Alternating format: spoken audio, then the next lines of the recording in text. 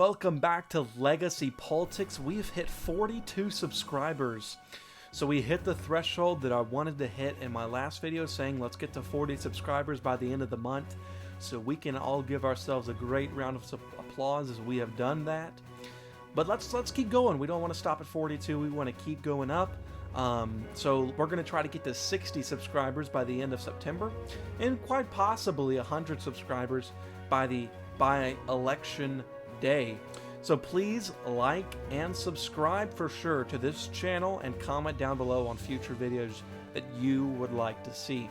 Also, please follow my Twitter account. I analyze maps, I analyze polls, I analyze Nancy Pelosi, but I will love to have you to follow me on Twitter. Please follow my Twitter account. I give you polls on what new videos you want to see, and just some great intellectual stuff on my Twitter account. So please follow my Twitter account.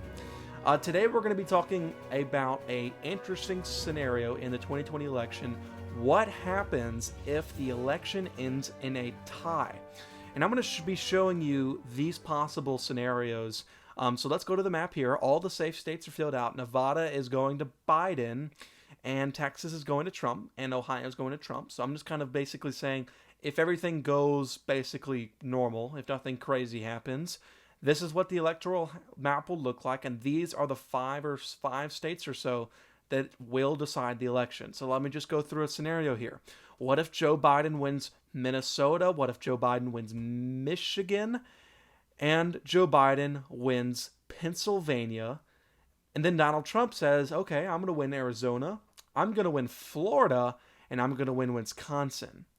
And Joe Biden wins the 2nd district in Nebraska. Look at what the score is. Look at what the electoral map is. 269 to 269. And this is a very possible scenario here. This could very well be what it is on election night. Now, it could also be where Joe Biden wins Arizona, Joe Biden wins Nebraska, and Donald Trump wins the 2nd district in Nebraska and Pennsylvania. And you also have a 269 to 269 tie. So the question is, what happens now? Nobody reached 270. Well, this is exactly what happens. The election then, under the Constitution, goes to the House of Representatives. Now, a lot of people think that when it goes to the House of Representatives, that it is a representative by representative vote, in which case the Democrats would win because they control the House. But that's not how it works in a delegate system. That's not how it works when you're choosing or electing a president. On January 6th, once the new Congress is sworn in, because there are congressional representatives running and senatorial candidates running in 2020, not just Joe Biden and Donald Trump, but also these people who are running for office in other areas of the government, all will be sworn in on January 6th when the new Congress is sworn in. That's when the Electoral College has to be decided. That's exactly when it has to be decided. If it is not decided by then that's when the election goes to the House. Right now, and with that, the delegate system is whatever representative majority leads in a state, that's your state. So let me show you this, and I know it's the governor's map on Yap, but it's the only map on Yap-MS that I could find that did one delegate per state. So this is what this map looks like right now. Republicans hold 26 states in the House of Representatives, and the Democrats hold 23, and Pennsylvania is split, which means it's a split. It means it's the same amount of representatives on both parties. Now, in this scenario, the Republicans would have the majority of the states. So what would happen is Donald Trump would be reelected president of the United States under the House of Representatives. Now, it's also very possible that Michigan goes to split because the Republicans looking very good to flip a House seat there because they're only trailing by one, which would even further the margin where Republicans would even further be out and ahead in a possible House representative vote.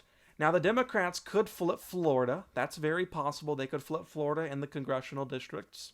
That's possible. It didn't look good for them in the primaries the other day, but it is possible that they could do that. But in this scenario, it is now 25 to 23. So no party has a majority of the votes. In this case, I think this is a nightmare situation because now the House is deadlocked. Nobody is going to decide on nobody. The Democrats want Joe Biden as president, and the Republicans want Donald Trump as president. Now, on January 20th, whenever the new president is sworn in, it's kind of slipped my mind. January 20th, if there is no president that's met the threshold, whether in the Electoral College or in the House of Representatives, then the vote goes to the Senate, and the Senate then select a vice president.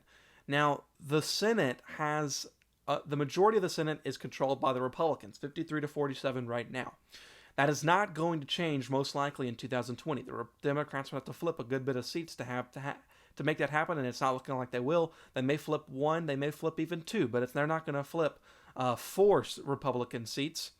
And if that happens, then if the Republicans do uphold the Senate, then they would be voting for Vice President Mike Pence, and he would be acting president until the House could conclude on a president.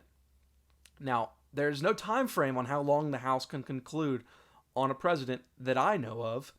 So eventually they would have to choose a president, but Vice President Mike Pence would be president until the House picked someone in this nightmare scenario that I'm showing you here.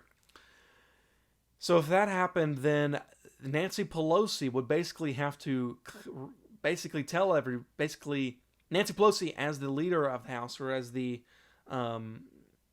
she's the Speaker of the House, she would be the one to say that Donald Trump would be reelected. He would be our president, which I think is a very interesting scenario. I think it's possible. Do I think it's likely? Probably not. I think it's more likely that I think this map right here is the more likely scenario that the 269 happens, because I don't think that Donald Trump is going to lose the 2nd District in Nebraska. And this is a little far-fetched because I don't think that Donald Trump will lose Arizona. So I don't know. I don't see it happening, but we can't dismiss it. We cannot dismiss that this is possible. But it is a possibility that it will go to the Senate.